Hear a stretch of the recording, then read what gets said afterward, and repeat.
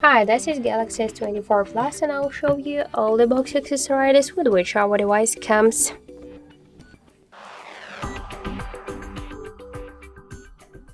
So let's open the box.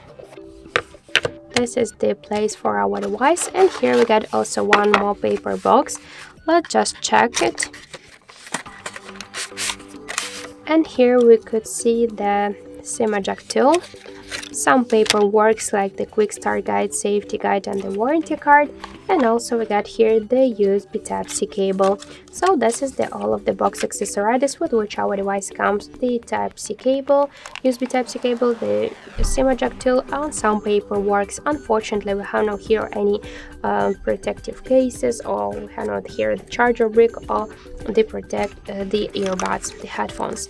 So if you want to use the devices, these accessories, you should buy them separately. So that's it. Thank you for watching, and if you like this video, leave thumbs up and subscribe.